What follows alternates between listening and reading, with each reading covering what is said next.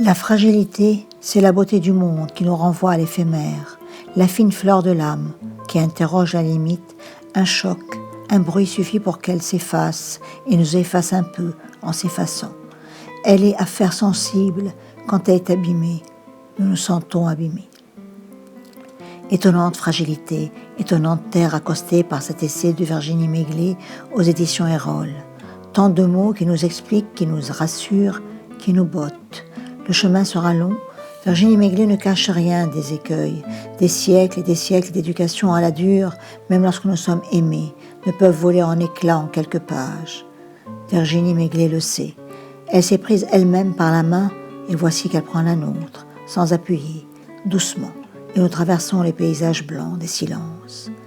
Le territoire ne sera libéré qu'à la fin, par nous seuls.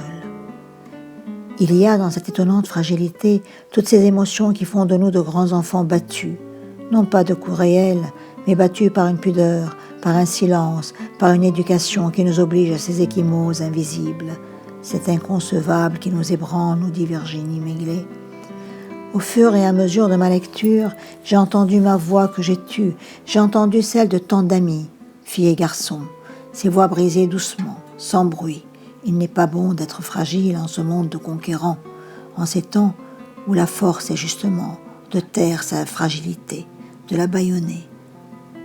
À la main, Virginie tient une lanterne magique qu'elle secoue tout doucement et nous invite à avouer, à nous avouer, à oser libérer nos territoires où nous avons peut-être parqué le meilleur de nous-mêmes.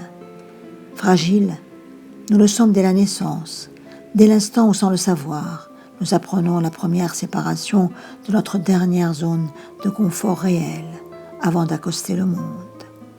À chaque fois, nous avons des mots balises que Virginie nous donne et qui nous aident à entrer dans ce qu'elle veut nous dire d'elle, nous dire de nous dire du monde. Elle fait appel à des noms, à des situations, à des destins qui ont mal fini.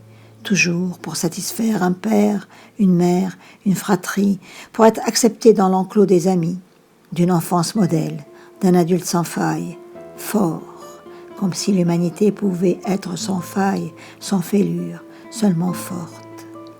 Ce livre est une consolation infinie. Ce livre, ce sont des berceuses d'infini.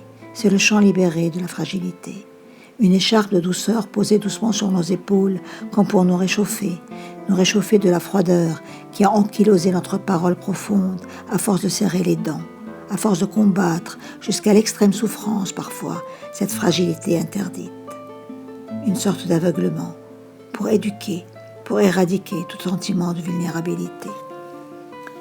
La vie est dure, il faut être fort pour survivre, nous dit-on.